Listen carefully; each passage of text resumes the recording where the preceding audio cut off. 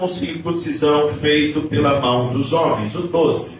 E aquele reino estava sem Cristo, separados da comunidade de Israel, e estranhos ao conselho da promessa, não têm esperança sem Deus no mundo. Mas, agora sem Cristo, ou melhor, mas, agora em Cristo Jesus, vós que antes estáveis longe, já pelo sangue de Cristo chegaste perto. Porque Ele é a nossa paz, o qual de ambos os povos fez um, derribando a parede de separação que estava no meio.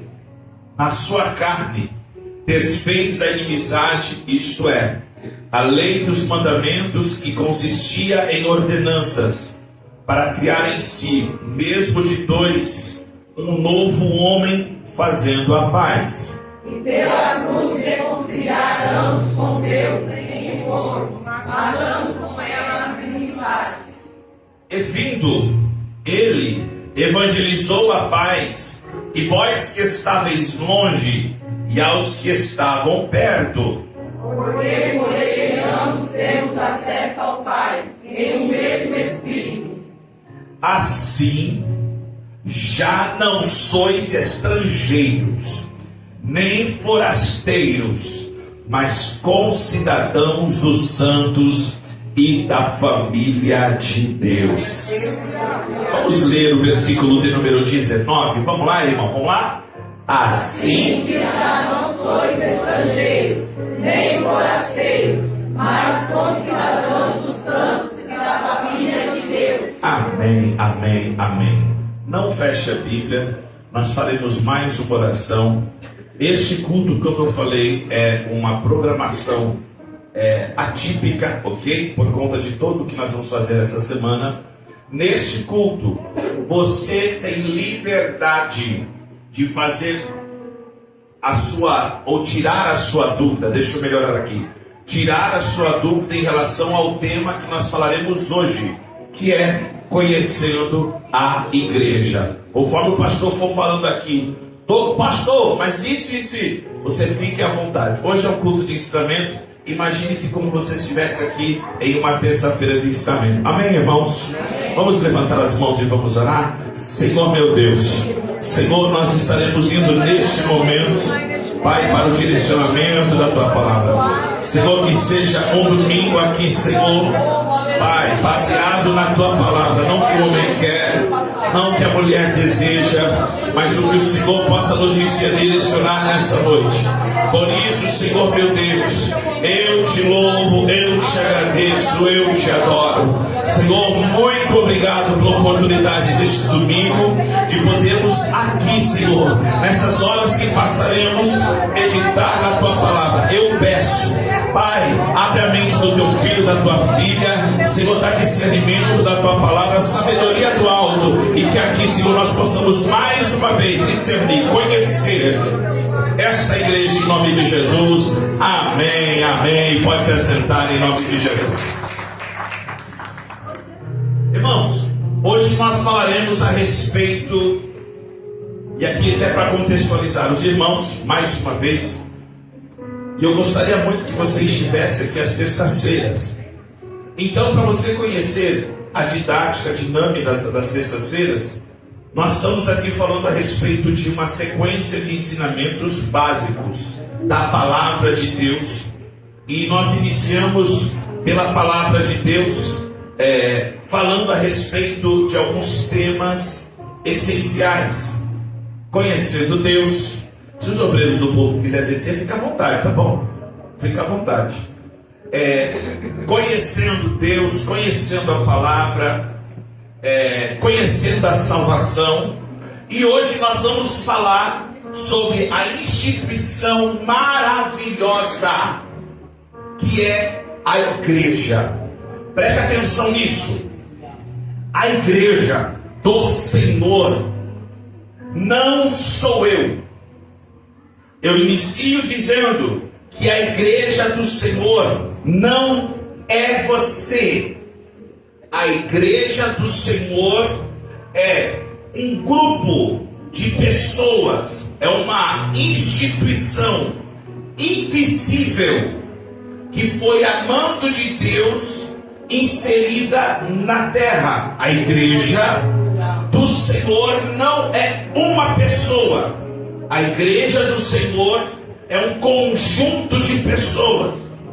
E a igreja, ela é formada para praticar, dar continuidade ao plano que Jesus deu aqui na terra. Jesus, ele não encerrou somente aqui na terra, ele continuou dando aos discípulos, aqueles que o seguiam, a respeito da sua missão.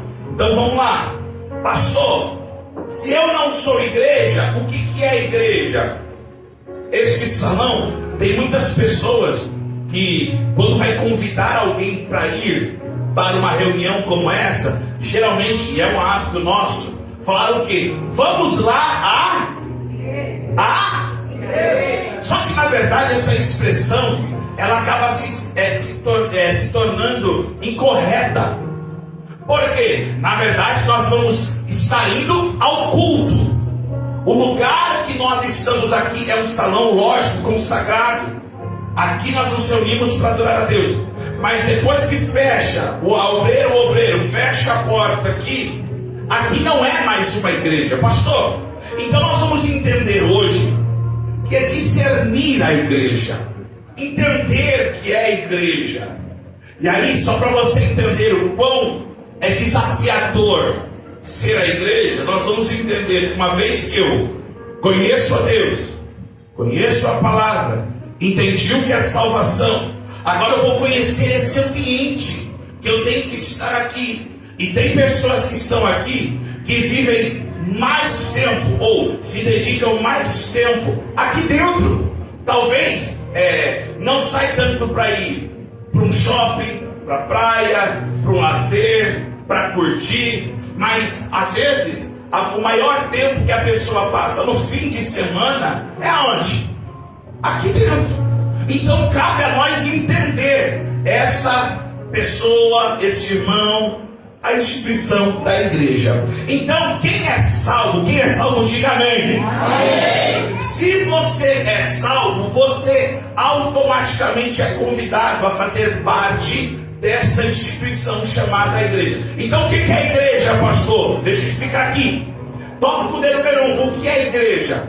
A palavra igreja significa eclésia. Eclésia tem o significado de tirados para fora. E no sentido espiritual, tirados para fora da onde? Do mundo. E para você entender de forma comparativa, eu preciso que você volte lá atrás comigo, em Êxodo, quando Deus levantou um homem da tribo de Levi, levantou uma família da tribo de Levi, e a Bíblia diz que através de Joquebede e Anrão nasceu uma criança, qual elas não deram o nome. Quem foi dar o nome foi a filha de Faraó. Depois que Joquebede deixou Moisés, ou melhor, deixou a criança num cesto de junco, e ali uma das servas da filha de Faraó achou no Jordão, e a Bíblia diz que quando achou no Nilo, e aí quando ela pega, como ele foi tirado das águas, Moisés então foi colocado o seu nome. E ali Moisés foi usado por Deus através de 10 pragas. Todo mundo lembra disso, amém, irmãos? E através dessas 10 pragas, o que aconteceu? O povo hebreu foi tirado, resgatado do Egito. E eles agora vão andar andantes no deserto até a terra prometida. Então, em paralelo com isso, eu posso dizer que a igreja, ela outrora, e aqui é o contexto de Efésios capítulo 2, ok? Que nós lemos. Outrora nós estávamos longe, outrora nós não conhecíamos a Deus, mas uma vez Jesus Cristo entregando a sua vida por nós que estávamos longe, agora estamos perto. Nós não tínhamos destino, agora temos um destino. E qual que é o destino, pastor? A terra prometida. Não a terra literal, mas a terra espiritual. Então nós somos tirados do mundo para peregrinar, para chegar a uma terra espiritual. Então, A igreja é um grupo de pessoas que reunidas foram tiradas do sentido espiritual e elas vão agora ser comissionadas a ser uma só em rumo à terra prometida. E aí eu vou dizer uma coisa para os irmãos: igreja tem várias, mas a igreja que vai chegar na terra de Canaã não é a igreja com a placa ADAF, não a igreja com a placa Assembleia de Deus, com a placa Batista Presbiteriana, não. A igreja que vai se encontrar é a igreja do Senhor Jesus Cristo. Então, a igreja é universal, ela é local, e é sobre isso que nós vamos falar. E eu vou dizer uma coisa para vocês. Eu não sei como você vai sair daqui hoje, eu não sei qual que é a sua expectativa, ou qual foi a sua expectativa quando você saiu da sua casa hoje. Uma coisa eu sei, que você vai conhecer essa pessoa que está do teu lado, o que ela precisa fazer como igreja. E aí nós vamos entender mais algumas coisas. Vamos lá. Todos os cristãos reunidos no mesmo lugar é uma igreja. Então, eu posso dizer, sem medo de errar, que, por exemplo, se eu ver 3 irmãos ali fora, pregando o evangelho, falando do amor de Deus, se eu ver 4 jovens, um grupo de jovens, na escola, pregando o evangelho, falando do amor de Deus, eu posso afirmar categoricamente: a igreja do Senhor está ali. Por quê, pastor? A igreja, lá nos seus primórdios, ela era conhecida, eu não sei se alguém aqui já ouviu essa expressão. A igreja, ela era conhecida como os crentes, os cristãos, os irmãos, os santos. E também na igreja primitiva, lá no capítulo 2, quando vai inaugurar a igreja era conhecida como os do caminho. Quem já ouviu essa expressão? E por que os do caminho? Porque a expressão, quando a igreja primitiva vai nascer, os que eram seguidores, eles se conheciam falando: ó, os do caminho estão ali. Enquanto os que se opunham, os opositores, chamavam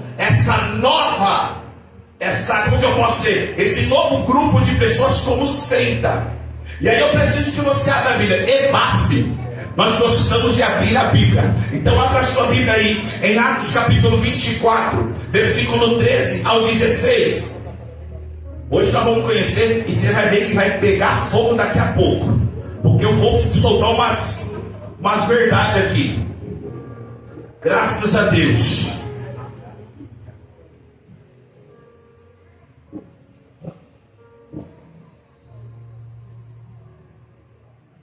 Tá? Atos capítulo número 24, versículo 13. Olha o que Paulo está falando. Atos 24, 13. Nem tampouco podem provar as coisas que te agora me acusam, mas confesso que conforme aquele caminho a que chamam seita, assim sirvo a Deus de nossos pais, crendo tudo quanto está escrito na lei e nos profetas, tendo esperança em Deus, como estes mesmos também esperam de que há de haver ressurreição dos mortos, tanto dos justos como os dos judeus. Preste atenção.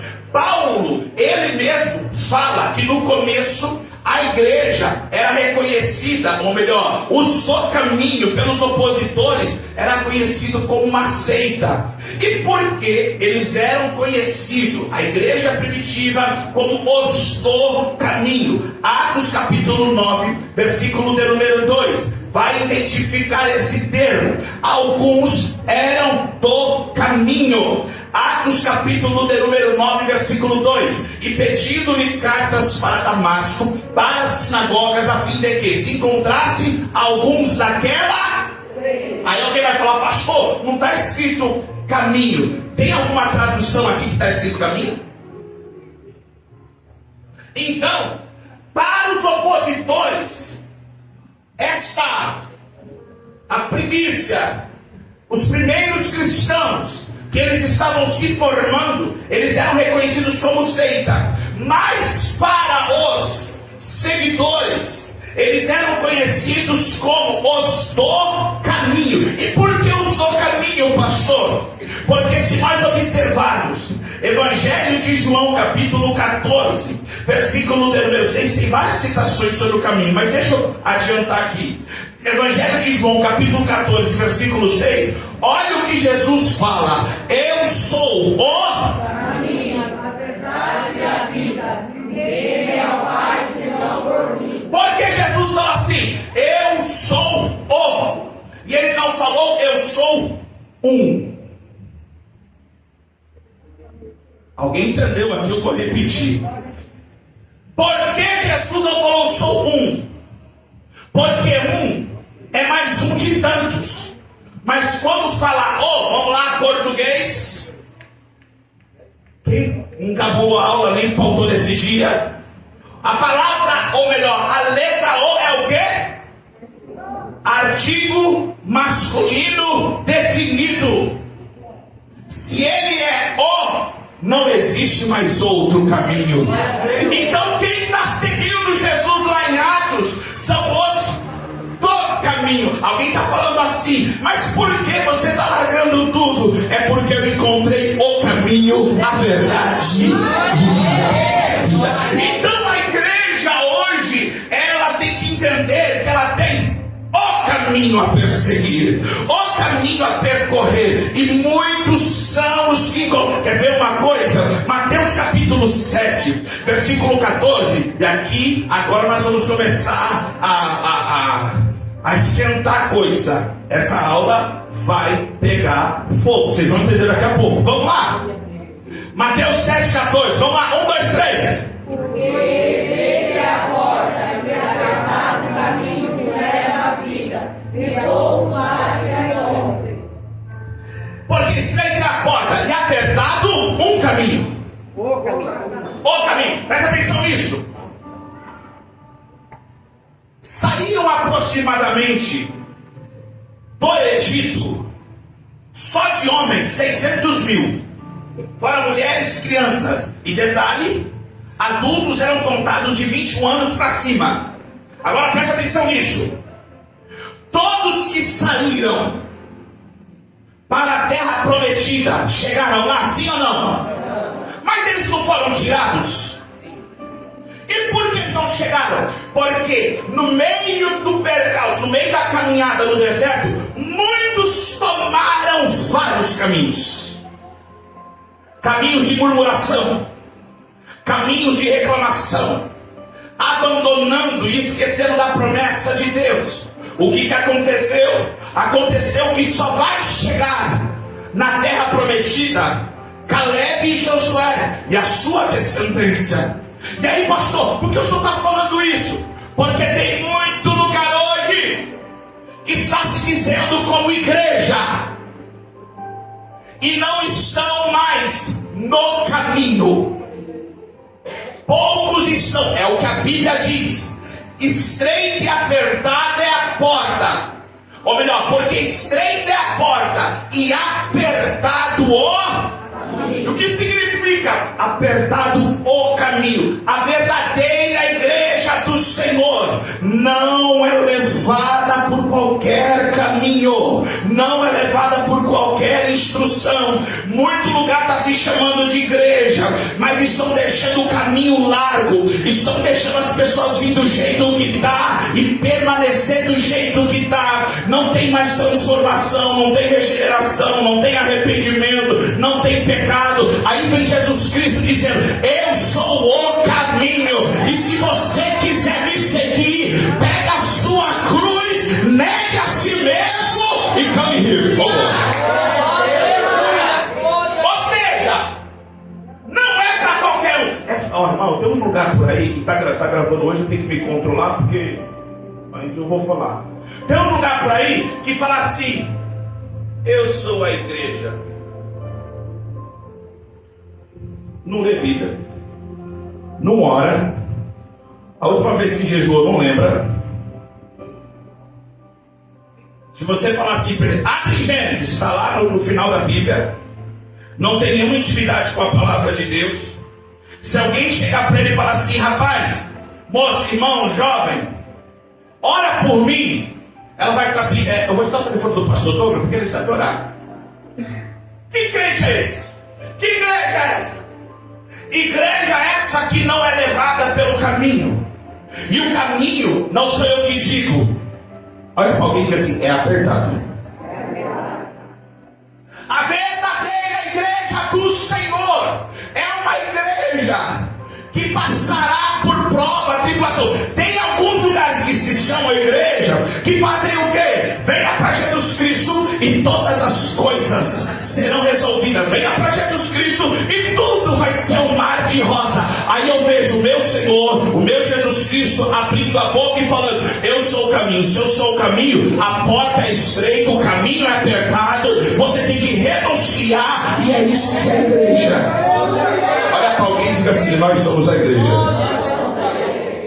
Então, nós vamos perceber que os do caminho, eles eram considerados dessa forma. Pessoas que quando eles olhavam, falavam: olha os do caminho ali. Por que os do caminho? Eles estão indo na contramão de todo mundo. Enquanto o mundo fala que pode, faz, pode ver, pode tocar, pode falar, pode fazer, eles falam assim: não, eu não posso porque eu não vivo mais eu, mas Cristo vive em mim. Eu não vou fazer isso, mas eu vou deixar Jesus Cristo me guiar. É os do caminho, tirados para fora. Amém. Vai esquentar. Quer ver como vai esquentar? Daqui a pouco eu falo. O próximo tópico da revista vai dar símbolos da igreja. Então vamos falar de alguns símbolos da igreja. Primeiro símbolo, Efésios capítulo 1, versículo 22 e 23. A igreja como corpo. Presta atenção nisso. A igreja como corpo. E sujeitou todas as coisas aos seus pés e sobre todas as coisas. Ou constituiu como cabeça, versículo 23, que é o seu, a plenitude daquele que cumpre tudo em Colossenses capítulo 1, versículo 18, vai registrar que Cristo, Ele é a cabeça, vamos lá, e Ele é a cabeça do corpo da igreja, é o princípio e o primogênito dentre os mortos, para quem tudo tenha a preeminência, oh glória. O que é isso, pastor? Agora eu quero ver se você vai pegar isso aqui. Se a igreja do Senhor, olha para a igreja aqui, dá uma olhadinha para a igreja aí, irmão, olha para a igreja, você que está na frente, que é igreja? Olha que interessante, se aqui é o corpo, presta atenção nisso aqui, quem é a cabeça? Jesus Cristo. Então, vamos lá. Se a igreja é o corpo, a cabeça é top. O que liga a cabeça ao corpo? Vê se você vai pegar isso agora. Lembra de uma história que está registrada? Que tinha um sumo sacerdote, que ele, por falta de coerência, discernimento, ele agora não repreende os seus filhos, que tem por nome Ofni e Finéias, que faziam coisas horrendas na frente do tabernáculo, na frente da onde se prestava culto ao Senhor. E certo dia os filisteus se levantam contra Israel. Os dois filhos do sumo sacerdote, pensando que iam ganhar a batalha, pegam a arca. A arca, ela representava a presença de Deus, e eles levam a guerra. Quando chegam lá na guerra, a Bíblia diz que Israel perde. os 2 filhos de Eli morrem, a arca é levada, alguém que sobrou da guerra vai contar para Eli o que aconteceu. E a Bíblia diz que quando chegam para Eli e falam assim: olha, os seus 2 filhos morreram e a arca do Senhor foi levada. A Bíblia diz que Eli caiu na cadeira e quebrou. Quando Eli quebra o pescoço, uma das suas noras que estavam grávida, ela agora com dores vai gerar criança. E o nome que a criança recebe é Icabote. Icabô, que significa foi-se a glória de Deus. Porque um lugar que se diz igreja e a cabeça é Cristo e o corpo somos nós, se o Espírito Santo não estiver nela, não tem glória. Eu vou explicar isso aqui para alguém entender. Quando a presença de Deus começa a se manifestar no meio da igreja, preste atenção nisso, porque alguns, não são todos, mas alguns fica com cara de que não sabe o que está acontecendo, fica com cara de, meu Deus, para que tudo isso? É porque na verdade agora já foi muito tempo e o pescoço já está quebrado, não literalmente, mas espiritualmente. É por isso que uma igreja que tem Cristo como cabeça e o Espírito Santo tem liberdade, não tem culto ruim, não tem culto que é não. Na verdade é crente que é ruim.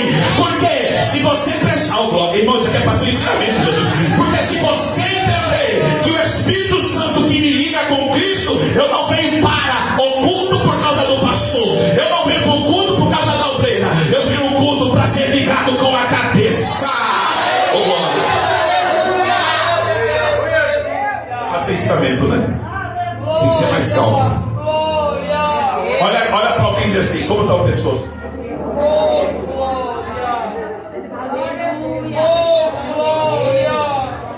Tem muito lugar aí que tem tudo, mas o pescoço está quebrado. Tem muito lugar aí que quando você chega, você fala: uau, que design, que arquitetura, que top. Tem tudo. Tem pessoas com talento. Tem pessoas que até fazem você chorar. Usam a técnica vocal. Você até fala assim: estou na igreja. O Espírito Santo, ó, está longe. Mas tem umas igrejas pequenas, humilde, que às vezes as paredes estão até precisando de reforma. Mas quando tem alguém que fala assim: Espírito Santo, olha. Ai. Olha para alguém que vai ser ensinamento, irmão. Igreja como corpo. Esses dias, eu quero que vocês guardem muito bem o que eu vou falar aqui, para depois lá no final vocês lembrarem, ok? Se igreja é o corpo, quer dizer que cada um de nós que estamos aqui somos parte de algum pedaço do corpo. Então, quer dizer, eu vou dar um exemplo bem, você vai entender. Os irmãos perceberam que teve algumas semanas que eu vim aqui mancando. E teve até um culto aqui que eu tive que tirar o sapato. Porque pela segunda vez, eu acordei de madrugada e bati o meu dedinho do pé direito bem no pezinho da cama. O meu dedinho fez assim, e voltou, sabe? Irmão, e duro que essas horas é bom ser casado, irmão. Essas horas que é bom ser casado. Eu chamei a pastora e falei: tudo bem. Ela falou: tá bom. E dormi de novo. Essas horas é ótimo ser casado. Enfim, fiquei quase umas 3 semanas. E não tinha sapato que resolvesse, irmão. Ficava aqui, eu vinha nos cultos, lá em Logia, aqui, meu Deus, está apertando. A minha vontade, sabe qual que era? Era arrancar o dedo. E tanta dor. Só que o dedinho, pequeno. lá embaixo, faz parte do corpo. Com dor, mas faz parte do corpo. Não posso arrancar. Agora tá bom, dá para dar umas bicudas de novo. Se a igreja é um corpo, vai ter dia que essa parte que está do teu lado aí vai estar ruim. Vai ter dia que esta parte do corpo não vai estar tão produtiva. Sabe que muitos lugares tem feito aí que se diz igreja? Joga fora. Não dá mais crédito para ela não. Pastor, não dá mais oportunidade para ela. Por quê? Porque fez isso. Então, vamos fazer o seguinte. No dia que o teu corpo, alguma parte do teu corpo se ferir, se machucar, corta ela. Arranca ela. Por isso que a igreja é um corpo. Porque se um fere, todos ficam feridos. É por isso que a igreja do Senhor, olha para alguém e fala assim: somos um corpo. Fala assim: me suporta, eu te suporto. Pastor, o que é isso, pastor? Irmão, eu vou falar. Eu vou dar uma comparação bem clara como a igreja é. Quem conhece um camarada chamado Noé? Ele não ficou pregando que ia vir de novo? Alguém acreditou? Me ajuda. Alguém acreditou? Quem entrou na arca? A família e quem mais? Os animais. Assim, os bichos. Os bichos. Aí Jesus vai lá e diz assim: é porque a minha volta será como os dias de Noé. Então eu posso, com base nesse texto, fazer uma comparação. Com muito cuidado eu digo isso, que aqui é uma arca. Alguém já entendeu? Então se aqui é uma arca,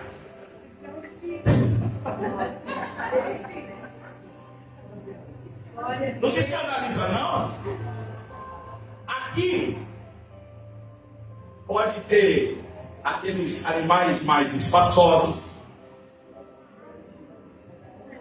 Tem uns que são meio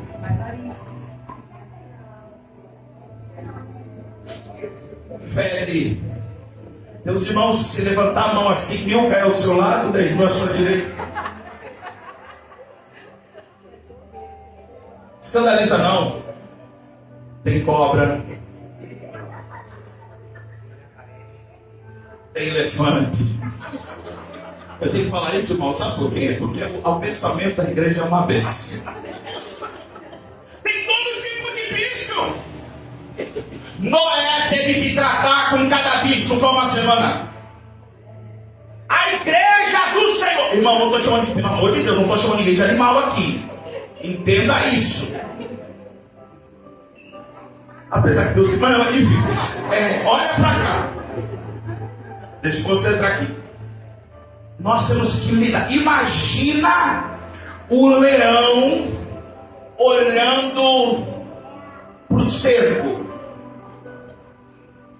Rapaz, é minha presa, ó. Dentro do corpo de Cristo tem temperamentos diferentes.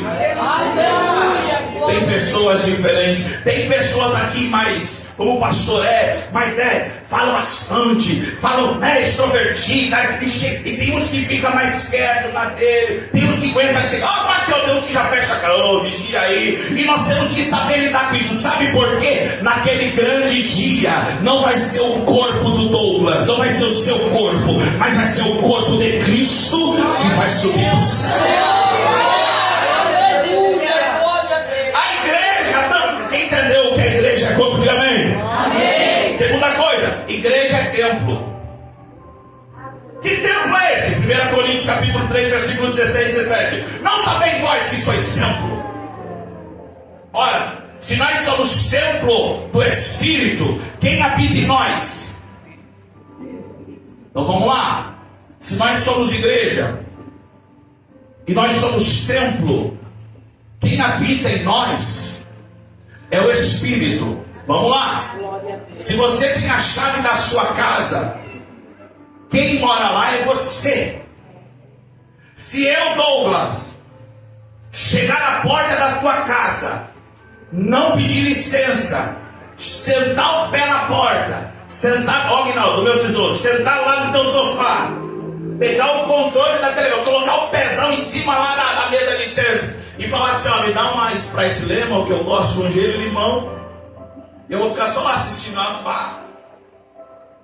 Sabe o que vai acontecer se eu fizer isso na tua casa?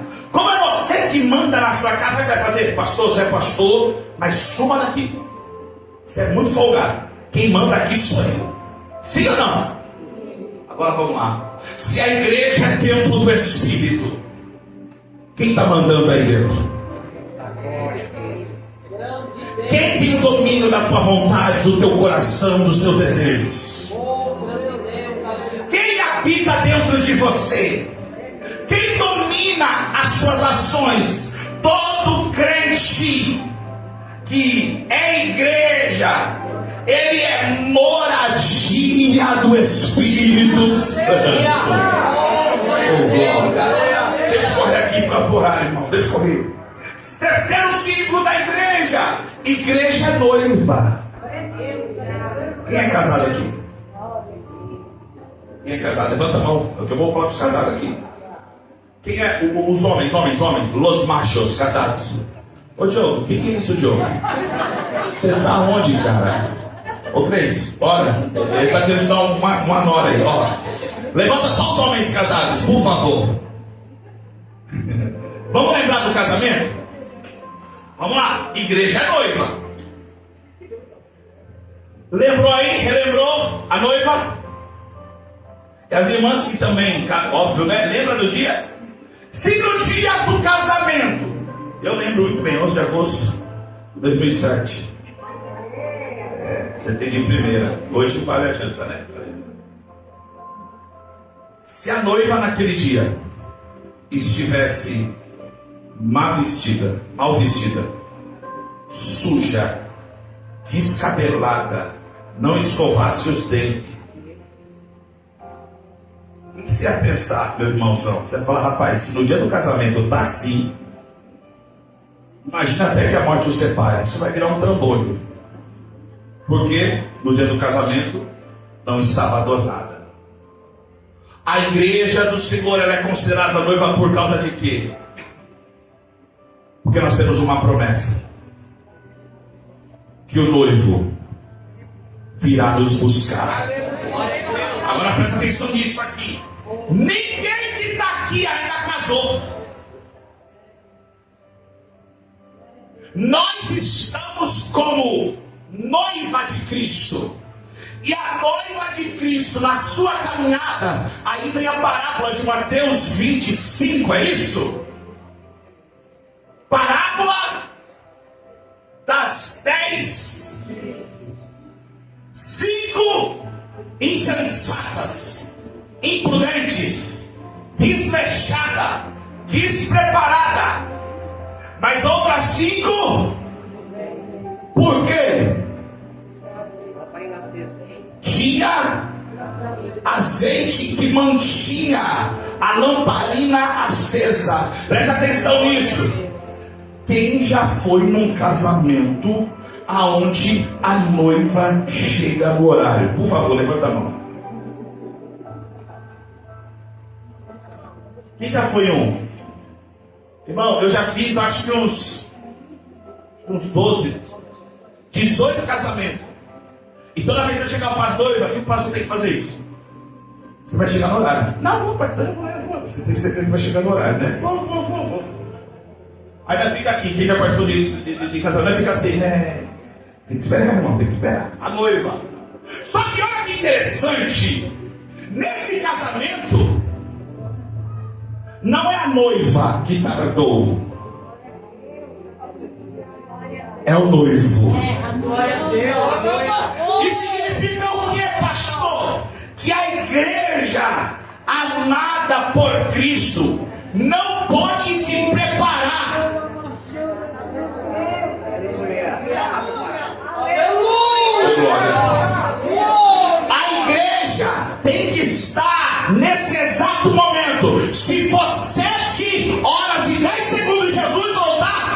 a noiva só. Ai, pastor, por que o pastor está dizendo isso? Porque a noiva que se encontrou com o noivo, ela tinha o que, irmão? Ela tinha o que, igreja? Azeite. Olha para alguém e diga assim: e aí, igreja? Fala assim: tem azeite aí?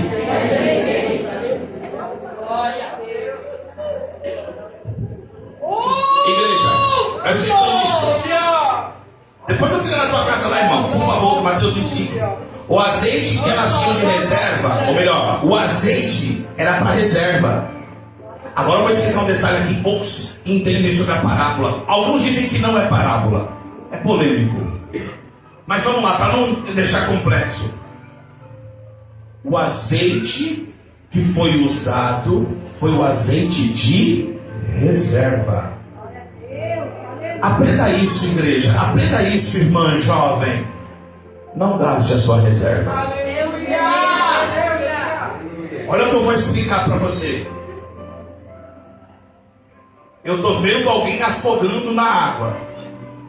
Não sei nadar. Se eu pular lá, em vez de morrer um, morre dois.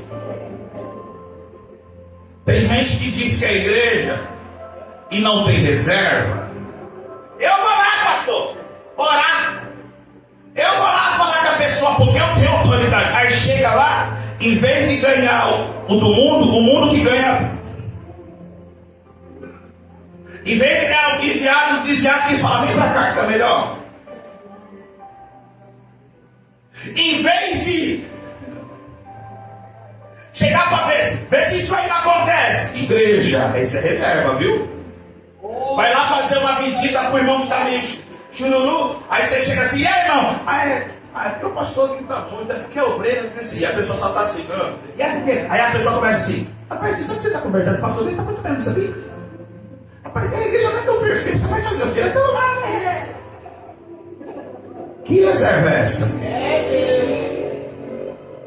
Agora, o que é interessante é que a igreja, como noiva, vamos lá, vamos para a Bíblia agora, vai. Efésios 5, 25.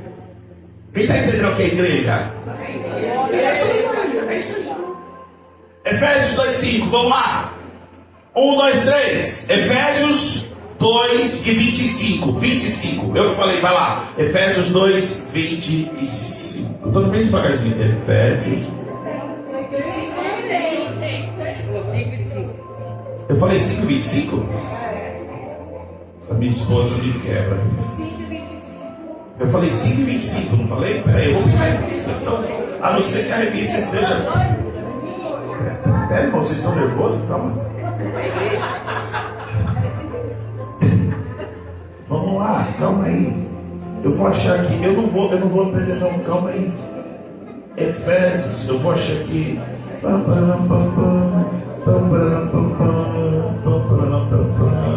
Peraí. Efésios.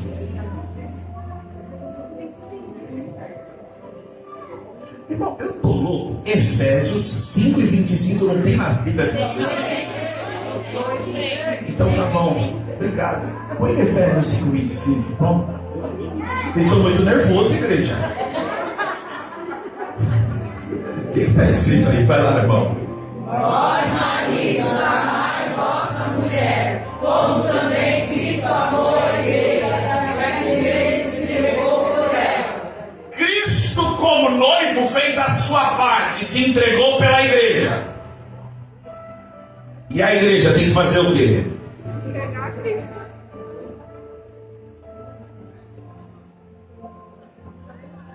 Ai, ai.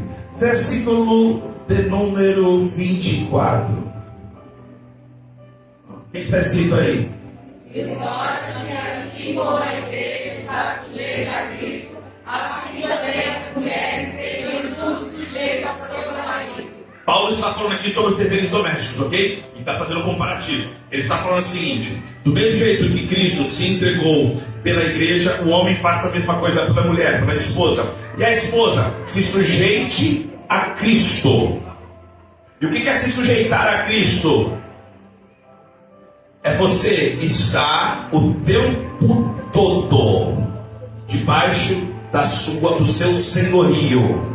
Presta atenção, eu disse isso semana passada sobre a aliança. Quem lembra da aliança? Lembra? Aliança. A igreja do Senhor que é noiva, por favor, não traia o noivo. Eu vou repetir isso aqui. Noiva do Cordeiro, não traia o noivo. Pastor, como o que é trair o noivo? É entender que nessa caminhada como igreja virão tentações, virão convites, virão situações aonde as ações, as decisões vão ser responsabilidade da noiva. Sou eu que escolho se eu continuo sendo fiel ao noivo ou eu me entrego aos prazeres do mundo. E quanto mais se entrega aos prazeres do mundo, mais o azeite diminui. Mais o azeite diminuindo, vai chegar aquele grande dia que alguém vai gritar: aí veio o noivo! Quem tiver sem reserva vai ficar, mas a igreja que é noiva vai falar: eu tenho reserva, eu não gastei. Quem é noiva diga amém. Último símbolo: família. Aí só não deu glória a Deus, mas eu vou falar família. João capítulo 1, versículo 12. A igreja também simboliza a família. Os cristãos fazem parte da família de Deus, uma vez sendo obedientes, herdeiros e chamados de irmãos por Jesus. Vamos ler, por favor, lê o 12 para mim, me ajuda aí, vai. Mas a todos quantos receberam, deu-lhes o poder de serem feitos filhos de Deus, aos que creem em seu nome. A pessoa que está do seu lado, por mais que seja difícil, por mais que seja até complicado entender ou lidar, nós todos fazemos parte da família de Deus. Aqui nós estamos para entender que o Salmo 133 ele há de se cumprir neste lugar. Ó quão bom e quão suave é que os irmãos vivam em união. Então vamos lá, irmãos, por favor, entenda esse pastor, não me leve no sentido. Irmãos, os irmãos estão entendendo a palavra? Isso aqui é ensinamento, tá? Isso aqui é direcionamento. Vamos lá. Quando eu falo de família, você sabe que nenhuma família é perfeita. Nenhuma família é perfeita. Mas eu costumo dizer o seguinte: se nenhuma família é perfeita, é interessante, porque se você tem dois irmãos em casa, e eles às vezes têm algum tipo de desavença em casa. Aí quando eles saem para fora, se um desses irmãos vê o outro irmão sendo humilhado, chacotado por outra pessoa, ele pode ter brigado com o irmão dentro de casa. Mas lá fora ele fala assim: não, só eu que posso brigar com ele, mas ninguém briga. Não é isso aí? Porque é família.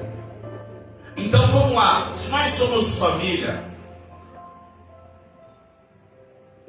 para não ficar esse negócio de só falar para a mesma pessoa que está do teu lado, fale para outra pessoa, fala assim: nós podemos ter as nossas desavenças aqui dentro,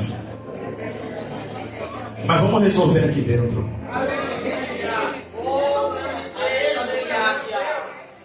Vamos resolver, por favor, não leve para quem não é família. Você já viu a esposa que quando chega a esposa com o marido, casa, maravilha, estão lá bonitinho. Aí dá uma desavença entre esposos, que isso é cotidiano. Aí o que a esposa faz? Liga para a mamãe: mamãe, o Zé das Couve vem ficar comigo. Aí põe na linha ali. Aí o marido fala: por que você chamou a sua mãe? Se eu casei com você? É porque a mamãe cuida de mim. Aí começa aquela bagunça. Por quê? Colocou outra pessoa que não fazia parte da família para resolver o problema. Isso aqui vai chocar alguém, mas eu preciso falar. Tem muita gente que ora para o marido, para a esposa se converter, vir para a igreja, mas sabe por que não vem? Porque quando termina o culto, em vez de você chegar em casa e falar assim, o culto foi uma bênção, Deus falou poderosamente, olha como eu estou feliz. Você sai e fala assim, rapaz, quando você é louco, teve uma irmã lá que não suporta, foi lá. Eu não sei o que ela está fazendo naquela igreja, não sei como eu passo. Olha, e outra coisa, na igreja eu vou falar para você, está difícil congregar, é por isso que ele não vem. Aí ninguém dá risada agora, né? Porque você está fazendo coisa que não deveria. Por isso que família resolve. Por isso que tem muitos maridos, esposas e filhos. Ó, sabe por que tem muitos filhos? Eu aprendi isso com um pastor, nunca mais me esqueço. O culto, ou melhor, um dos cultos mais importantes para os filhos é o assento traseiro do carro. Deus, aleluia. Pastor, não entendi. Porque termina o culto, o marido e a esposa e os filhos lá atrás. Rapaz, que culto hoje, gente, é louco. Aí olha, se continua assim, eu nem sei o que eu faço. E os filhos só assim, ó. Isso é igreja. Aí o filho começa a crescer, entender o que é igreja. Você entendeu agora, irmão? Olha para alguém e fala assim, vigia no que você fala.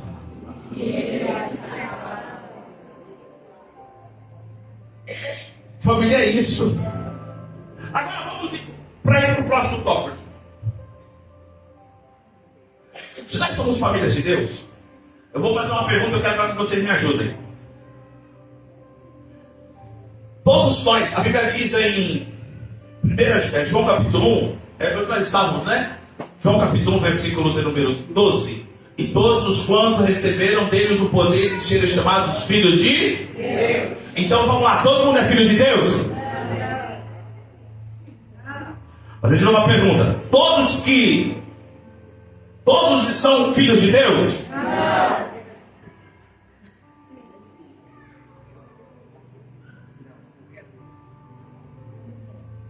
Vou explicar.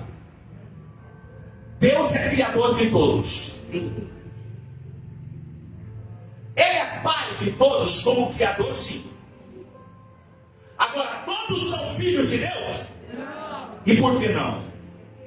Porque a Bíblia responde. Eu não vou pelo que eu acho, que eu penso. O que a Bíblia diz aí, irmãos? Mas todos quando receberam Deus o poder de serem feitos filhos de Deus, aos que creem no seu nome. Então quem é filho de Deus?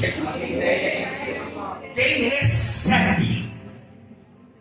E essa expressão, receber, presta atenção nisso agora. Receber é receber Cristo. E o que é receber Cristo? É entender o que Cristo, é discernir o que Cristo, é captar, absorver o que Cristo fez por mim. E quando eu entendo o que Cristo fez por mim, Ele abriu a boca e disse assim: ninguém vem ao Pai a não ser por mim. Então quem recebe a Cristo conhece ao Pai.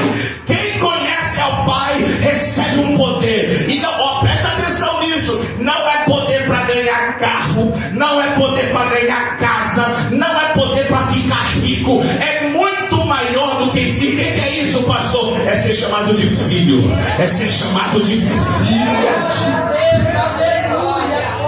Pastor, recebi a Deus. Filho. Quem é filho? Levante a mão aqui agora. Pastor, não recebi a Cristo. É por isso que nós usamos essa expressão. Quem quer aceitar a Cristo? Essa expressão é no sentido de que você recebe a Cristo. Você recebe o que Cristo fez. Você entende o que Cristo fez por mim. Agora vamos lá. Se nós somos filhos, Deus tem filhos prediletos? Deus ama todos iguais? Tá bom. Vou para vocês falar. Se Deus não faz distinção,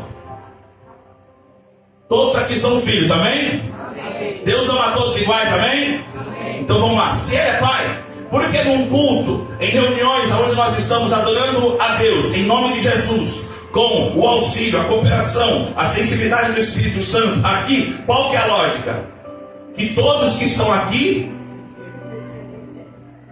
recebam o quê? A bênção, a resposta, a vitória, a graça, o terra, o manto, esse negócio aí. Amém, irmão? Amém. Todos recebem?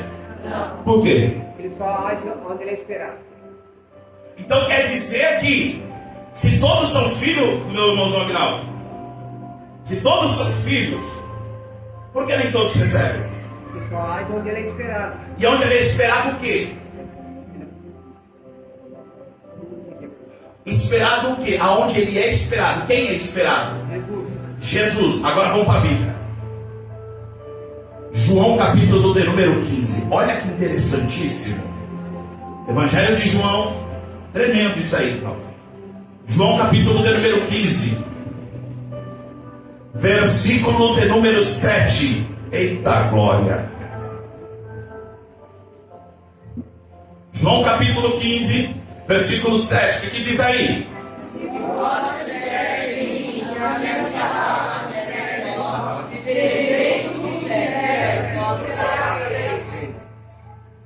Para que tudo seja feito na minha vida, o que eu preciso ter? Duas coisas. Está no versículo. Interpretação, hermenêutica. Duas coisas eu preciso ter. Quais delas são?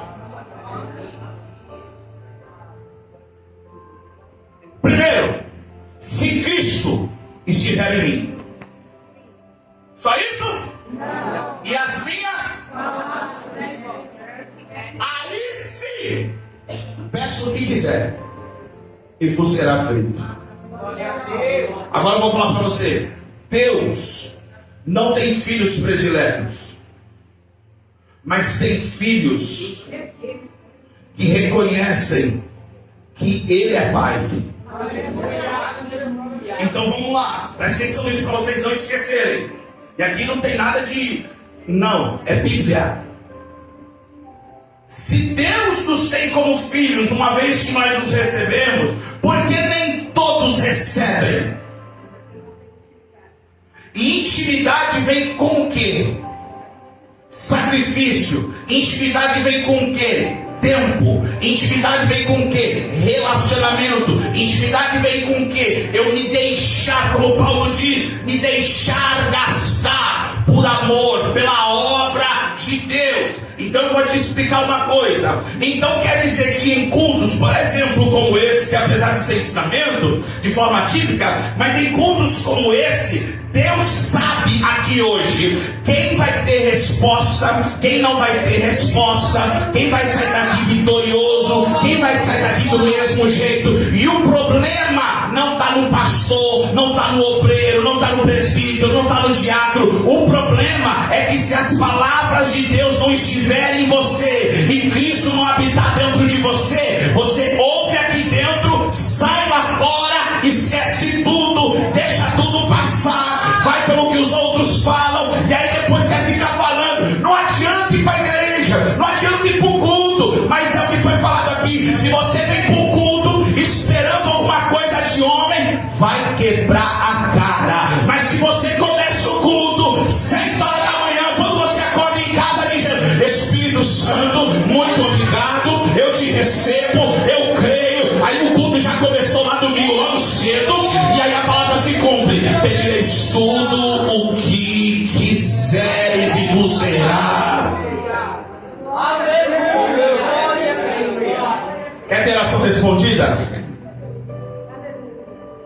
Tem intimidade com o Pai.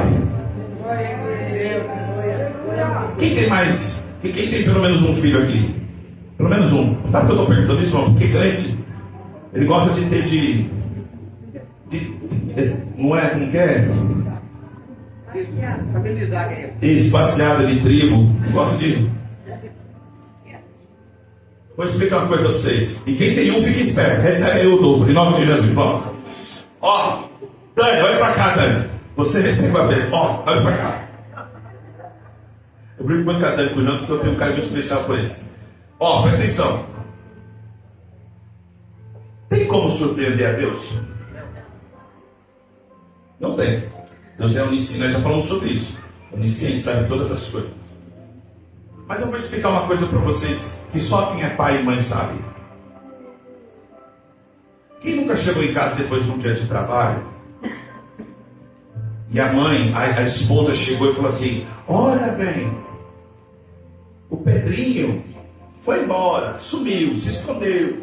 Aí o Pedrinho está atrás da cortina, com aquele volume na cortina, com o pé para fora e lá tremendo assim, ó. Aí o pai fala assim: sério? Oh! Onde está? O pai sabe onde ele está. Mas o Pedrinho sabe que ele sabe que ele sabe. Olha que doideira.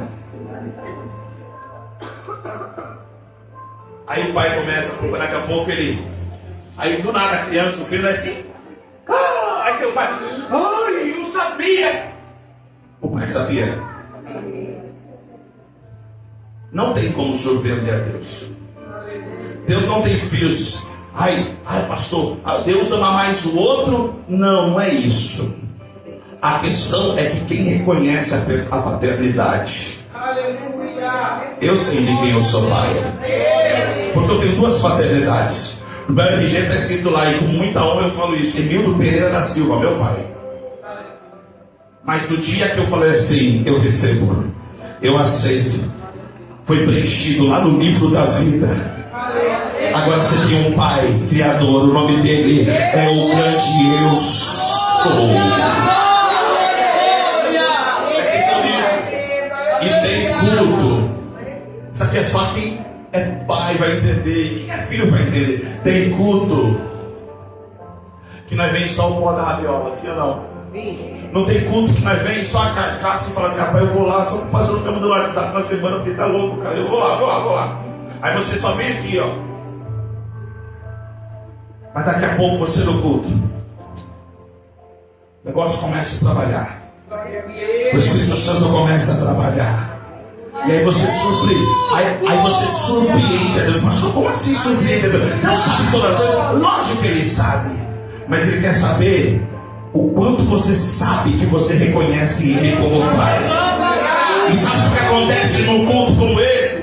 Você tem todos os motivos para não dar glória, para não orar, para não levantar a mão. É para xingar, é para largar o culto, é para deixar a carteirinha de membro. Aí no meio do culto, o Espírito Santo que se move dentro de você começa a soprar no teu ouvido: você não é filho bastardo, você é filho, você é filha. Você não é... Aí o que acontece? Você surpreende. Por isso que tem gente no meio do culto, irmão, e não se escandaliza com isso não. O pai sabe já o que vai fazer. No meio do culto levanta uns desajuizados no culto e fala assim: glória! Aí aquele diz assim: pra que isso? E Deus está lá em cima: achei meu filhinho, olha lá, olha a filhinha ali, olha lá. Quem é filho de Deus aqui, em nome de Jesus? Igreja, fale comigo: igreja, corpo, templo, noiva e família. Vamos continuar, que agora vai esquentar. Quem é igreja? Diga glória a Deus. Nós aqui somos igreja. Se somos igreja, nós temos algumas finalidades. Primeira finalidade, e parabéns para quem ontem esteve envolvido nisso: evangelizar. A Bíblia diz em Mateus capítulo 28, 19 e 20, Jesus dando as últimas instruções para os discípulos, ele vai dizer o seguinte: Mateus 28, 19 e 20: ide e ensinai todas as nações, batizando em nome do Pai, do Filho e do Espírito Santo, quem ensinando a guardar todas as coisas que eu vos tenho mandado. E é isso que estou convosco todos os dias até a consumação dos séculos. Volta aí no 20 e no 19, por favor. Eu gostaria que toda a igreja lesse, por gentileza. Vamos lá? Portanto, ide e ensinai todas as nações, batizando-as em nome do Pai, do Filho e do Espírito Santo. Só até o 19. Olha para alguém que assim, é a sua obrigação, como igreja, evangelizar.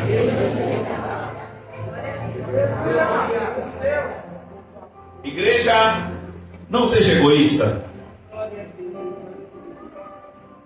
Irmão, não seja egoísta.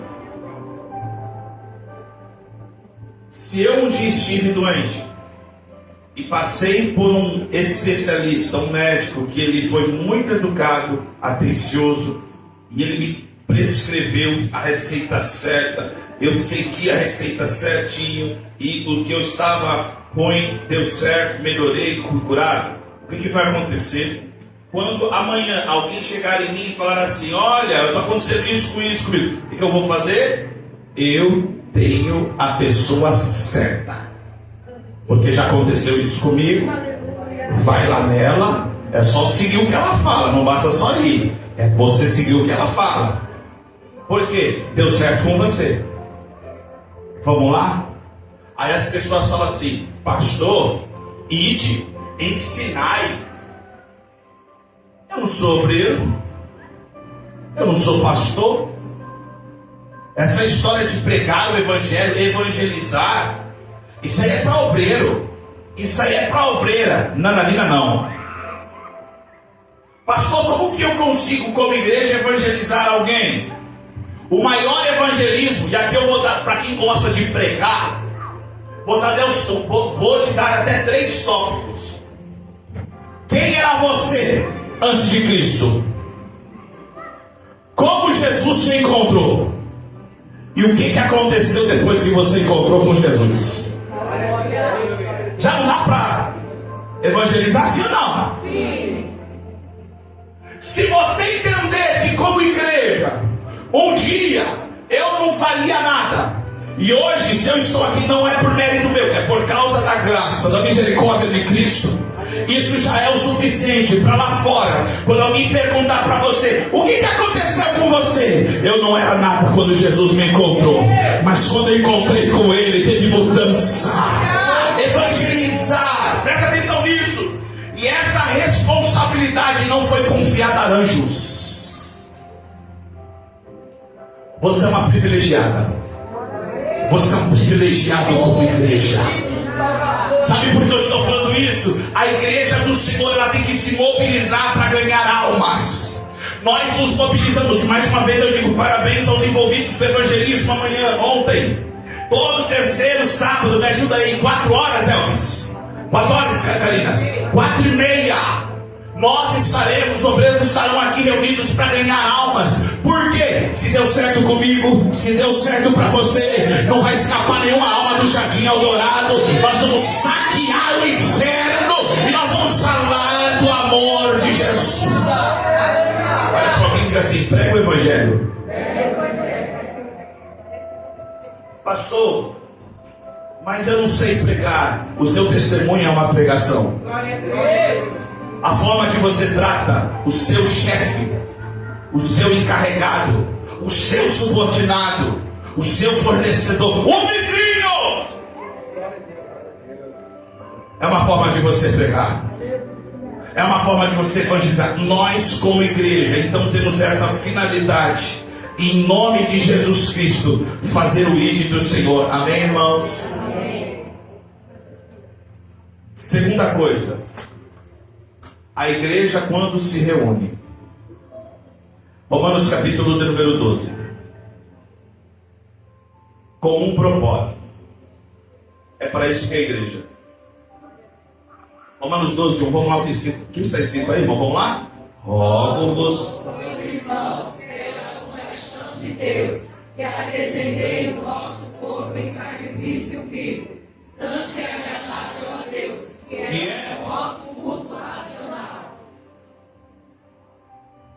Esse ambiente aqui é um ambiente que nós nos reunimos para cultuar a Deus.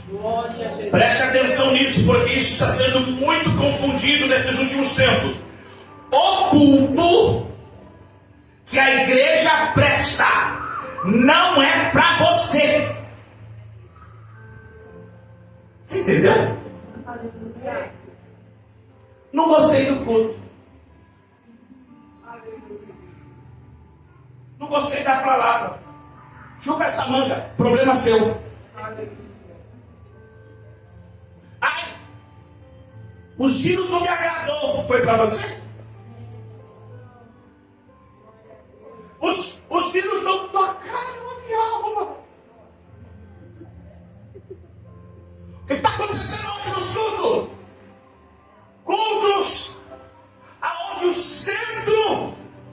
é o homem. Aonde o destaque é o pastor, é o obreiro, é o fulano, é a ciclana.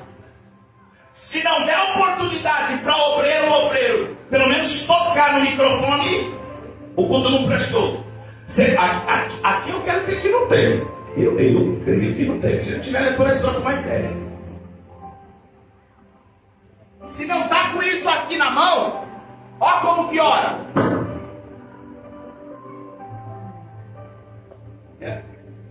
É a síndrome da mãozinha. Coloca a mãozinha aqui, ó.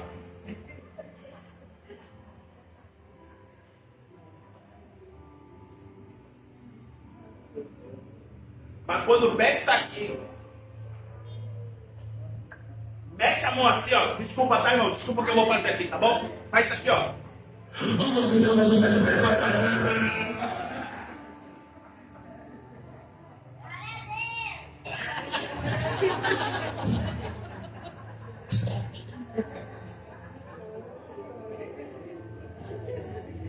Presta atenção nisso. O culto não pode ser antropocêntrico. Não é o homem que está no centro. O culto aqui tem uma única e exclusiva, oh glória, finalidade. Todo cristão que vem aqui é para um único propósito. Irmão, vamos lá. O culto que hoje está acontecendo aqui, se eu olhar lá atrás como eram os cultos, o culto era oferecido com sacrifício de animais vivos, e o único propósito, sabe qual que era? Era para que Deus recebesse o sacrifício, para que através daquele sacrifício o perdão do povo fosse recebido. Hoje as pessoas querem receber, querem dar o culto para receber carro, receber casa, receber tanta coisa material. E o propósito, sabe qual que é? Eu vim aqui hoje para o culto porque eu não merecia nem estar aqui hoje, mas glória, honra, poder para o Senhor Deus. A verdadeira igreja não se reúne como ato social para comer pipoca no culto, para comer depois da cantina, para ficar achando que aqui é algo só para passar o tempo. Aqui ainda é casa de oração, aqui ainda tem que ter reverência, aqui é o lugar que o Espírito do Senhor tem liberdade. Fala assim, e o teu culto tem que ser racional. Fala assim, você não é doido, você não é maluco, irmão. Paulo está dizendo, culto racional.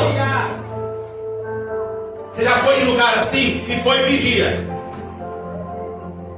O pastor nem está terminando de falar, porque a igreja está acostumada com isso. Esse lugar que diz igreja, porque Deus está me mostrando. O povo já está assim, aí Deus está falando assim, porque Deus está me mostrando quem vai morrer agora. E a pessoa está lá, glória a Deus, aleluia.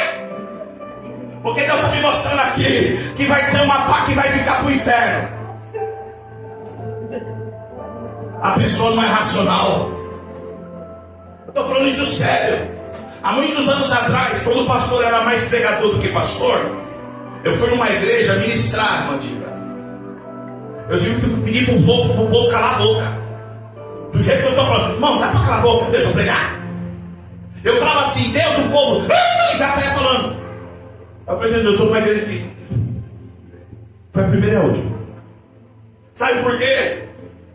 Quando você entrega o vosso corpo vivo, santo e agradável a Deus, isso é um culto racional. Eu não venho aqui para perder tempo. Eu não venho aqui para achar que tem que brilhar. Não. Eu venho aqui para entregar o meu corpo como sacrifício. Deixa eu falar uma coisa aqui. Se fosse no Antigo Testamento,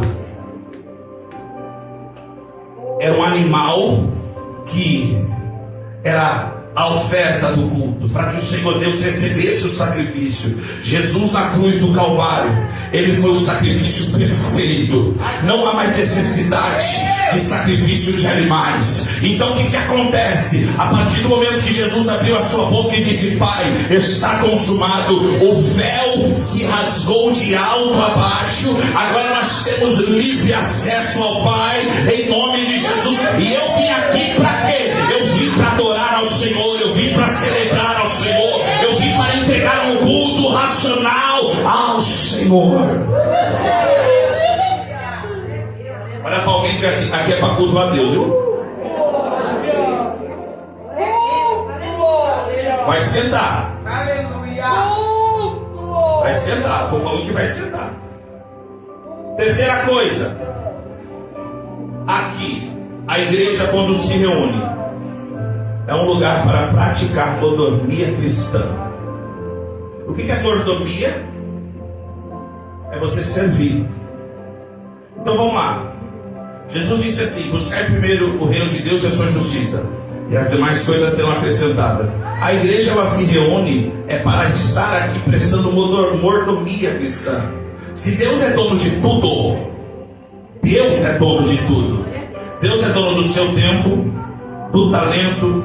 Olha para alguém e fala assim: ó, o teu dinheiro. Fala assim: ó, isso aqui, ó, tchuri, grana, tutu, maneiro. Ele é dono também. Ele é dono das suas finanças. Então, o cristão que serve na igreja, ele também tem que servir com mordomia. Vamos lá? Tempo. O que é tempo, pastor? Tempo para cultuar a Deus. Quanto tempo você cultua a Deus por dia? Deus de mistério, aleluia. Glória a Deus, aleluia. Deus santo. Quanto tempo você se dedica no dia para ler a palavra? Porque agora está uma onda, sabe do quê? De coaches cristãos, que eles gostam de mostrar na rede social que eles estão lendo a Bíblia. Olha essa palavra, e faz aqueles fundos, e faz aquelas pérolas, aí pega aqueles versículos, né, irmão? Que é só lágrima, que é só vitória. Olha, aí começa lá só para mostrar, ou gosta de mostrar no. Eu não estou falando isso aqui é uma forma de evangelizar, não estou falando que é errado, não. Presta atenção nisso. Mas se for para fazer isso só para mostrar para o homem, é balela. Porque Jesus abriu a boca e falou assim: quer falar com o Pai?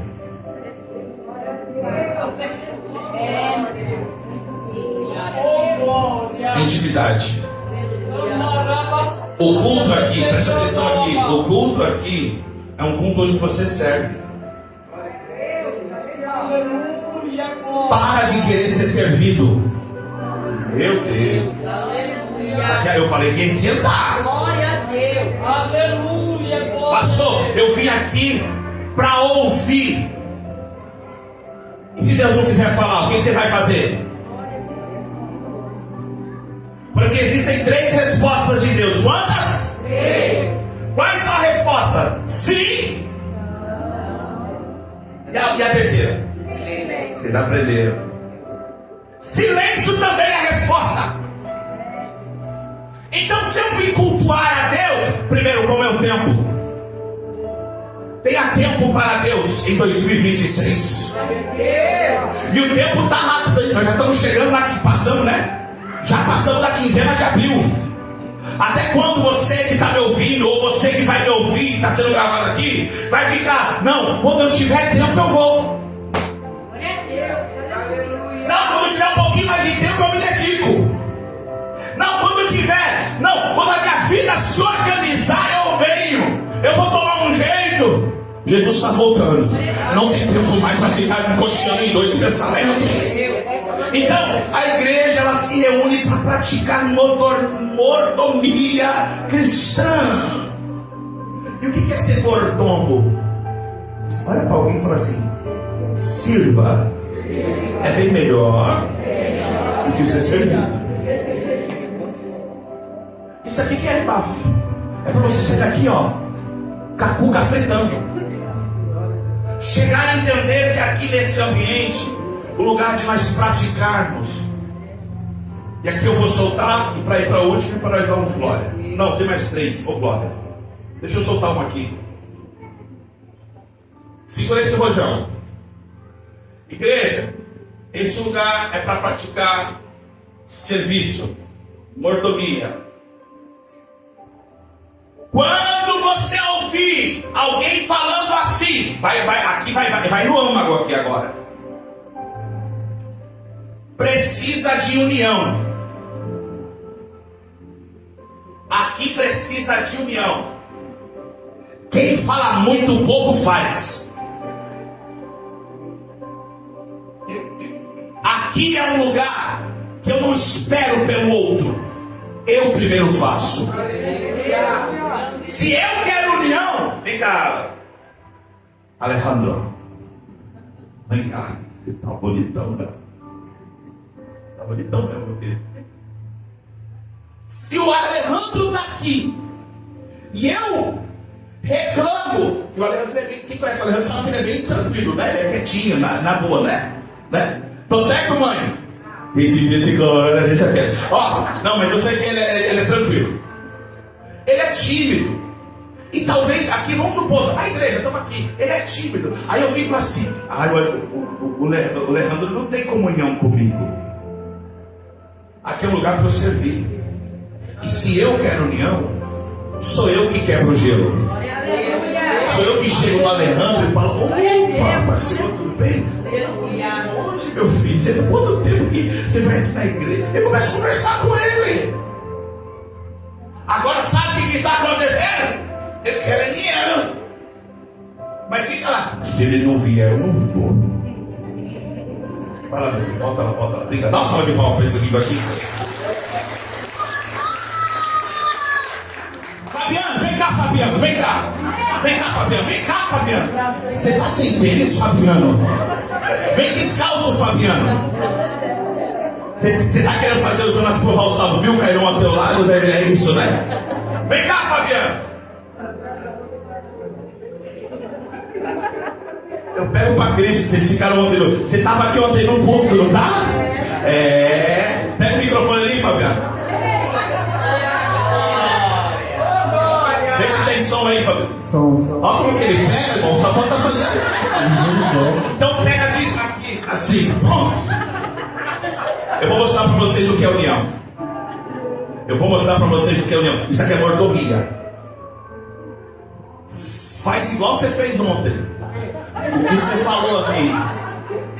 Eu vou dar um exemplo. Aqui está um novo, alguém que está começando agora. Presta atenção, vou explicar o que é união. Alguém que está começando agora. Jonas, segura aí, tá? Fala. Vem que fazer por cima do diabo, viu, irmão? Eles fizeram uma coisa bonita aqui, muito legal. Presta atenção nisso. Não está na Bíblia não, né? Amém, né? Amém. Tá. Vamos lá. Ele falou uma coisa que não é coerente. Em cima do altar. Sabe o que é união? Eu chegar depois do culto e falar assim para ele: meu filho, continua. Eu não estou sendo omisso. Continua. Você só precisa dar um ajuste. Mas eu quero que você continue. Glória a Deus. Isso é união. Amém, irmão. Pode deixar lá. Dá uma salva de palmas para esse. Um dia ele vai ser pastor. Você vai pensar, irmão, se Jesus não voltar, vocês vão ver toda essa carotada aqui um dia pregando a palavra de Deus. Eu creio nisso, eu não tenho dúvida. Presta atenção. Sabe o que é união? É eu entender que aqui dentro, lembra da história que eu falei lá atrás do corpo? É entender que todo mundo aqui faz parte do mesmo corpo. E vai ter dia que eu e você vamos errar. Vai ter dia que eu e você vamos perecer. Só que a minha união é o seguinte: eu não quero que você pare. Mas pastor, é por isso, irmãos, olha o que eu vou falar em cima desse altar. E o que o sangue de Jesus me cubra nesse momento. Eu prefiro uma criança, um jovem, um adolescente, um casal, uma mãe, um pai, um homem, uma mulher, aqui na igreja, cheio de pecado, cheio de vício, enrolado, doido, maluco, dando um trabalho, mas está aqui dentro, porque aqui dentro ainda tem jeito, do que ficar lá fora e cair nas mãos do inimigo, porque aqui dentro ainda tem união para alguém chegar e falar: vai dar certo, continua, não para não, Jesus vai te libertar, Jesus vai te tornar um pregador. Vocês têm isso, irmão? servir. Glória a Deus. Pastor, vem todos estrambelhados. Glória a Deus. Vem. É isso que está incomodando muita gente que fala assim, vem reunião. É porque quando chega, incomoda quem não faz. Amém? Amém. Vou embora, não vou continuar. A igreja é um local onde o cristão aprende a prática do padrão de vida bíblico. Sabe o que é importante vir para a igreja? Põe aí em Hebreus capítulo número 10. Por favor, nós já vamos caminhar para o final. Eu te convido, venha não nessa para a vontade de reforma, mas venha nas terças. Terça-feira é nessa pegada. É tudo na pimenta. Hebreus capítulo 10, versículo de número 24 e 25. Hebreus capítulo 10. Eu gostaria que toda a igreja lesse, por favor. Vamos lá, 1, 2, 3. Consideramos uns aos outros para nos estimularmos ao amor e às boas obras, não deixando a nossa congregação como é costume de alguns, antes admoestando-nos uns aos outros, e dando mais quanto eles que se vai aproximando aquele dia. 24. Eu tenho que considerar uns aos outros por amor à obra. Consideremos-nos uns aos outros. O que é isso? E vamos estimular uns aos outros. Sabe por que é importante vir aqui? Porque aqui é um lugar onde nós praticamos as boas condutas. Porque aqui é um lugar que nós somos disciplinados, orientados, como se afastar do pecado e do mundo. Olha que muita gente tem deixado de congregar. E olha o que a Bíblia diz, o escritor aos Hebreus diz, versículo de número 25: não deixe a vossa congregação. Vamos lá? Aqui nós temos culto. Vamos lá, igreja. Vai ser esse culto aqui? E todo segundo sábado. Intercala varões e jovens. Se você somar todos esses cultos, você sabia que tem gente que só vem uma vez no mês? Agora vamos lá, quer ver uma coisa? Olha como é importante. E eu estou falando isso não é para querer te chamar a atenção, não é isso, não, para você entender a importância. Imagine na sua mente uma pessoa que vem uma vez no culto no mês. Imagine na sua mente uma pessoa que é assídua no culto. Eu não estou falando que a pessoa ela é perfeita, tudo que ela está aqui, tudo isso. Se vier, glória a Deus. Mas ela é assídua no culto. Imagine a pessoa que só vem uma vez e uma pessoa que vem todos os cultos. Você nota, sem ser muito super crente, você nota a diferença. Você chega para a pessoa e fala: e aí? E aí nada, já foi. Como você está? Estou fraco, desanimado. Eu até escuto os hinos lá em casa, eu faço a minha oraçãozinha, mas Vamos aí. Olha para alguém e diga: não deixa de congregar, por favor. Porque aqui dentro nós aprendemos a prática, nós somos instruídos. Tem culto que o Pentecoste, o fogo vai pegar, você vai sair daqui renovado. Vai ter culto que você vai ser instruído. Vai ter culto que você vai se alegrar, vai celebrar na presença de Deus. Vai ter culto que você vai chorar na presença de Deus. Mas não falte no culto.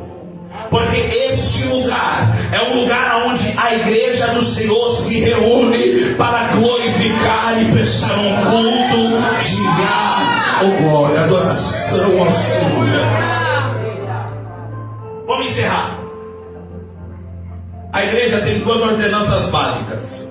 Primeira ordenança: batismo nas águas. Segunda ordenança: ceia do Senhor.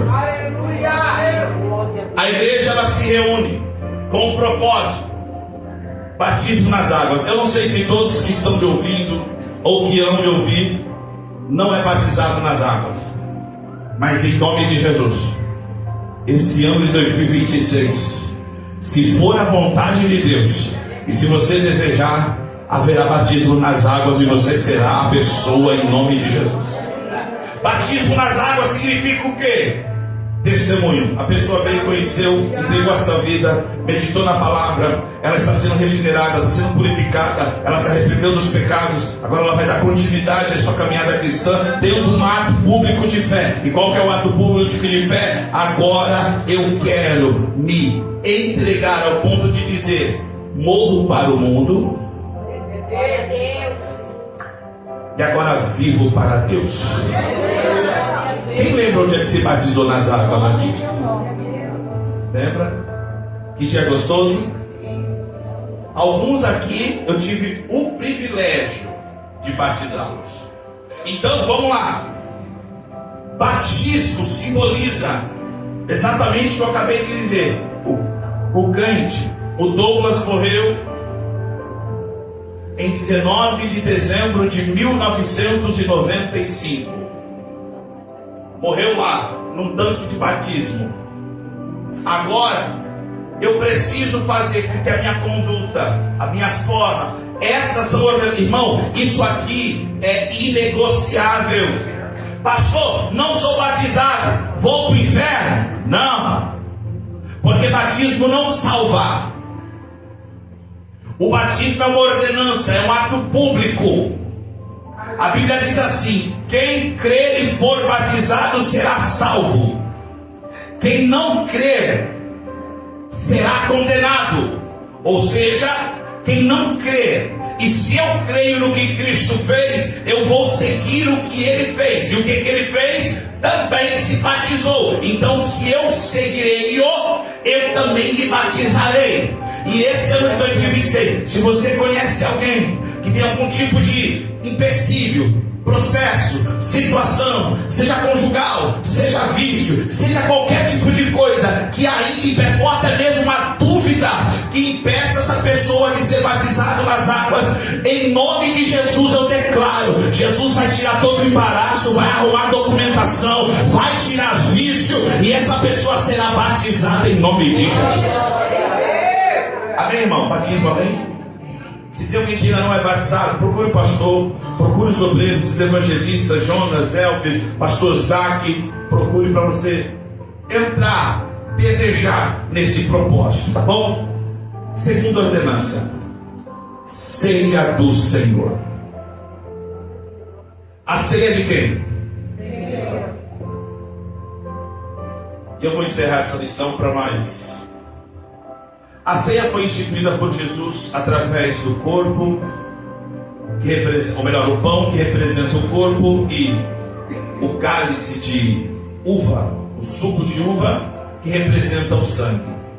Agora eu preciso... Quem estava aqui na última ceia?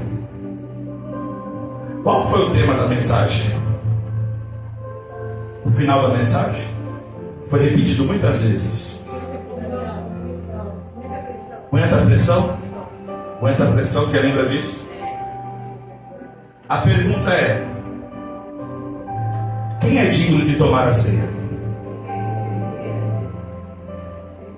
Porque a ceia é do Senhor.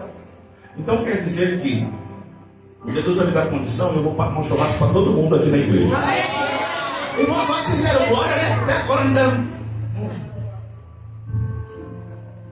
E chegando lá eu vou convidar quem eu quero. A casa é minha. E se tiver alguém que você não goste lá, vai ser problema seu ou meu? Seu. Por quê? Quem convidou fui eu. Sabe qual que é a questão da ceia? A ceia é uma instituição por Deus. É um ato de Deus. E hoje está sendo muito confundido quem deve e quem não deve tomar a ceia. Hoje a religiosidade está fazendo, sabe o que? Aquela não pode, aquele pode. Aquele pode, ele não pode. Não, ela não. Agora, ele pode. E quem disse que isso é bíblico? E quem disse que é eu que determino quem pode e quem não pode? Porque se tiver uma pessoa que fala assim: eu posso tomar a ceia, essa pessoa precisa rever porque ninguém é digno de tomar a ceia. Então vamos lá, a ceia é para quem? Para os perfeitos? É para os pecadores.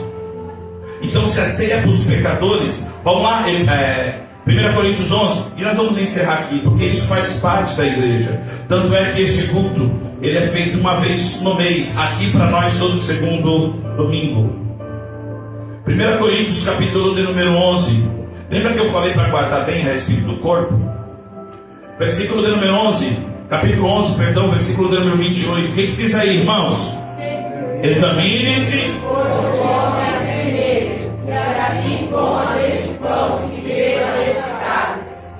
A ceia, ela relembra a morte de Jesus e ela também aponta para a volta de Jesus. Fazer isso para que nós se lembremos em memória dele e que nós possamos ter a esperança que um dia ele voltará. Agora presta atenção nisso, para nós fecharmos esse tema.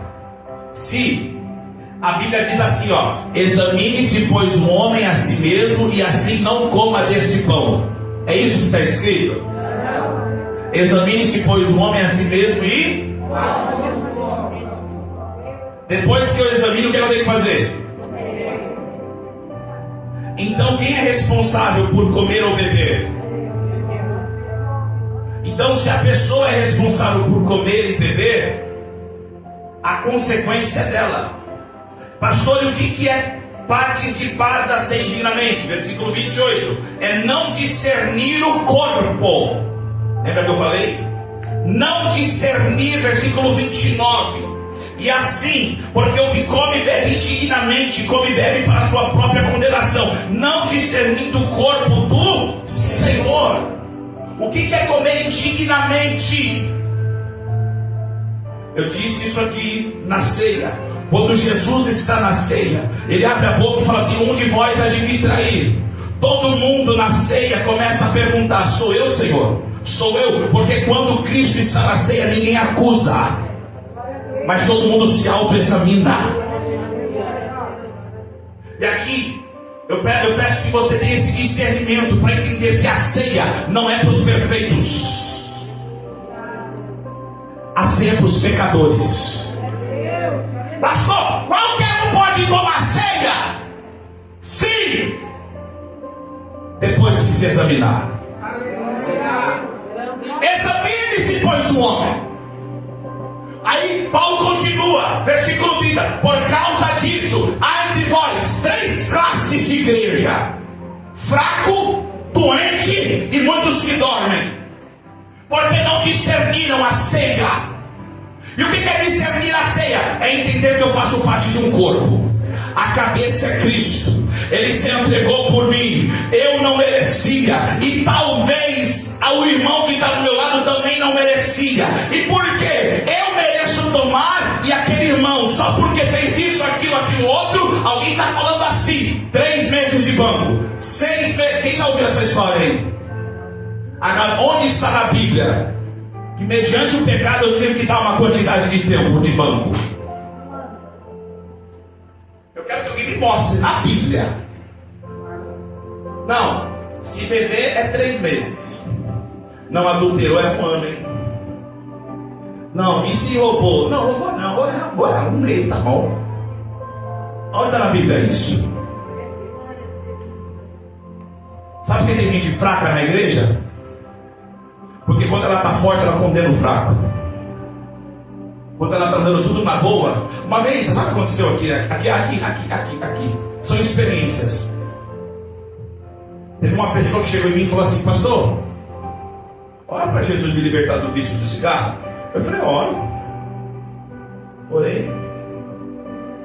Aí chegou uma semana sem fumar. Uma semana sem fumar. Isso foi num domingo. Irmão, isso aconteceu aqui há muitos anos. Não é recente não, há muitos anos. Aconteceu aqui. Aí aconteceu uma semana sem fumar. Chegou em mim: pastor, tô sem fumar. Glória a Deus. Firme e forte. Aí ela falou assim: é? Mas sabe fumar? Ela continua bebendo, pastor. Eu olhei pra cara dele. Falei: rapaz, cuida do seu. Sabe o que acontece? Quando você tem uma semana que você é o super crente. Sabe o super crente? Não pequei, errei, sou perfeito, glória a mim, aleluia a mim, ó. Você sente naquele... Aquela não pode, hein? Pastor vai dar oportunidade. Não pode. E se vai tomando ceia? Ela? Mas eu vi ela semana... Quer dizer, só pelo fato que você viu, você está condenando. Então a hipocrisia é muito alta. Sabe por quê? Porque nós só condenamos aquilo que vemos. E aquilo que não vemos? Você já viu alguém não tomar ceia porque mentiu? Porque falou mal do irmão? Porque falou mal do membro?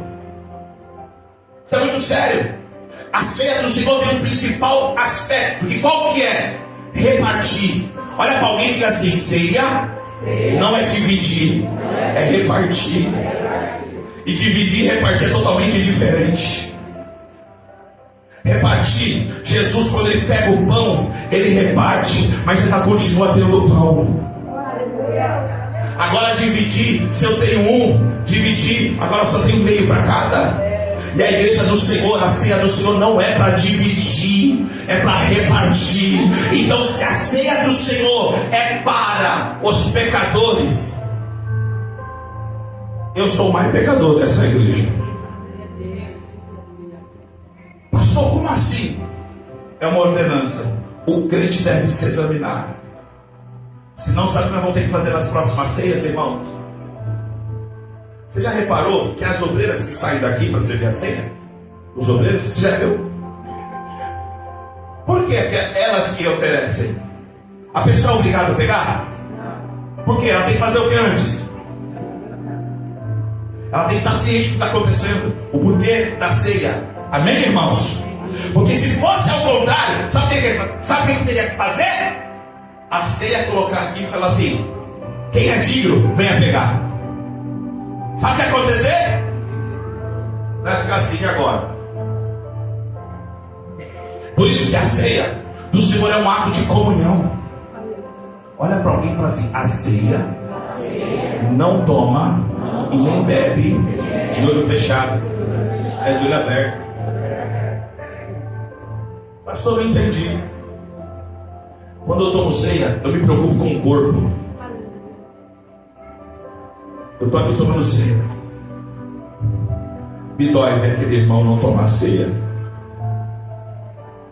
Eu não o acuso, mas me dói porque faz parte do meu corpo.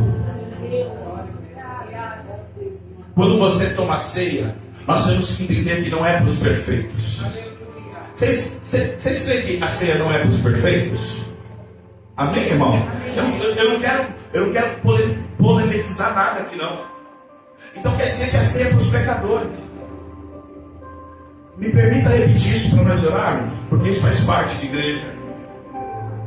Na primeira ceia, depois da Páscoa, Jesus estava com 12 na ceia. Um era o diabo, Judas, foi embora. Aí depois sobrou 11. Os que sobrou, um estava lá, chamado Tomé, incrédulo, mas estava na ceia. Interessante que depois que Jesus ressuscitou, ele falou assim: não creio, eu só creio se eu enfiar o dedo no meio da palma da mão e ver que aí Jesus apareceu. Depois ele Jesus expulsou ele da ceia. E por que tu expulsa? Porque tu na cabeça fica assim: e Pedro? Uma vez? 3. Ele foi 3. Tem gente que já passou da...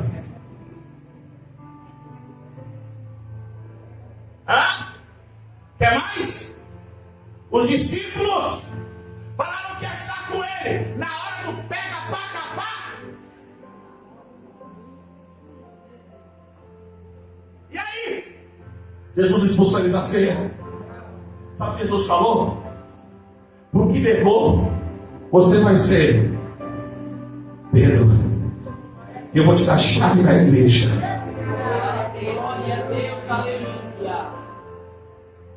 E aí? Sabe o que é ceia? Faz parte da comunhão. Então ninguém pode se sentir tão perfeito a ponto de falar eu posso. Mas também você não pode se sentir tão pecador a ponto de falar eu não posso. O exame é de cada um. Amém, irmão? Amém. Olha para alguém e diga assim: isso somos nós, igreja. Quem entendeu, diga amém. Amém. Esta igreja tem vários nomes: corpo, templo, ou melhor, símbolos: corpo, templo, noiva. E tem vários ministérios. Você hoje está no ministério chamado Assembleia de Deus, Ministério, Adoração e Família. Tem vários. Pastor, qual que é a igreja perfeita? Não tem. Mas posso desenhar uma aqui? Alguém vai falar que pode ser heresia, mas eu vou falar também. Eu vou rabiscar uma igreja perfeita.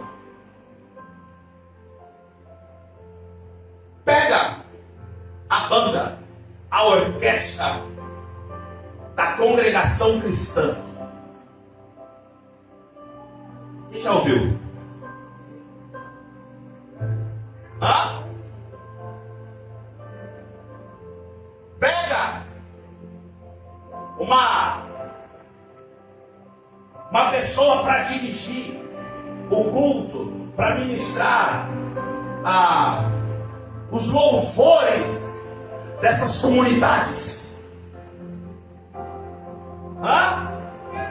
Participa de um culto desse comigo? E na hora da palavra, pega esses pastor da Assembleia de Deus, raiz, não esses que está chegando aí que calça até curta, não. Raiz, Bíblia, 1 hora de Bíblia. E não é para receber carro-chave, não, Bíblia. Desenhou o culto? E na hora da manifestação dos dons espirituais, eu estou falando de placas de igreja. Quem já foi na Deus e Amor? Vai lá, entra torto para tu ver lá, vai lá. Mulheres de coque. Eu tenho um irmão. Desenhou o culto? Para mim. Agora vamos lá, obra social. Pega essas igrejas que trabalham em obra social, que saem na rua de manhã, que muitos de nós metem o pau.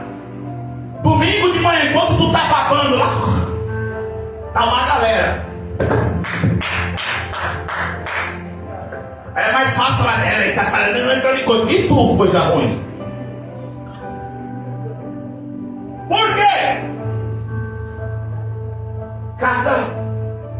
Pastor, e a Davi?